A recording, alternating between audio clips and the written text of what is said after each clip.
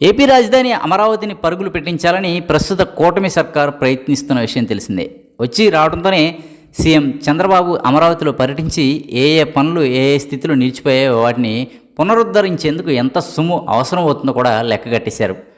గత జగన్ ప్రభుత్వం హయాంలో నిర్లక్ష్యానికి గురైనటువంటి అమరావతిని పట్టాలెక్కించేందుకు వడివడిగా అడుగులు వేయాలని కూడా నిర్ణయించుకున్నారు.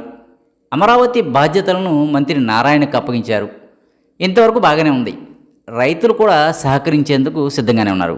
కానీ సమస్య ఇప్పుడు మరో రూపంలో తెర మీదకి వచ్చింది. గత వారం రోజులుగా అమరావతిపై అధ్యయనం చేసిన ప్రభుత్వ యంత్రాంగాలు అమరావతికి ఎదురుగానున్న కేసుల చిక్కులను ముఖ్యమంత్రి చంద్రబాబు ముందు పెట్టారట.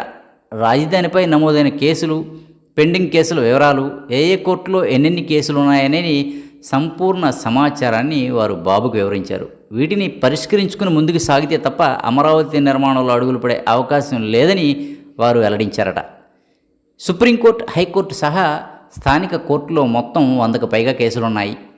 సుప్రీంకోర్టులో 6 కేసులు, హైకోర్టులో 1 విచారణ దశలో ఉన్నాయి. అయితే రైతులు వ్యక్తిగతంగా అప్పటి ప్రభుత్వానికి వ్యతిరేకంగా 100కు పైగా కేసులు దాఖలు చేశారు. వీటిని వెనక్కి తీసుకోవాల్సి ఉంది. కానీ దీనికి కూడా సమయం పట్టేలా ఉంది. కొందరు రైతులు తమకు ఇవ్వాల్సిన సొమ్ము ఇస్తే తప్ప వెనక్కి తీసుకునేది లేదని కూడా చెప్తున్నారు.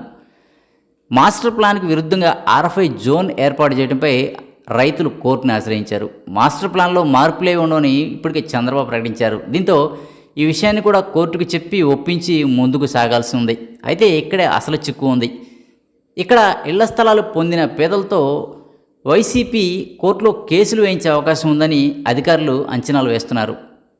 అదే జరిగితే కొంత ఇబ్బంది వాతావరణం నెలకొంటుందని భావిస్తున్నారు. ఇక 3 రాజధానుల అంశంపై సుప్రీంకోర్టులో కేసు ఉంది. దీన్ని వెనక్కి తీసుకున్న వైసీపీ కౌంటర్ వేసే ఛాన్స్ ఉందని అధికారులు అంటున్నారు.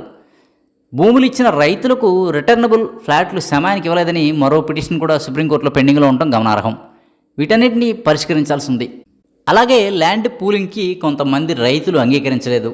ఉండవల్లి, పెనుమాక, నిడమర్రు, నవలూరు వంటి తదితర గ్రామాల్లో 1197 ఎకరాల పైన భూసేకరణకు ఇచ్చిన నోటిఫికేషన్ నాటి వైసీపీ ప్రభుత్వం 2023లో వెనక్కి తీసుకుంది.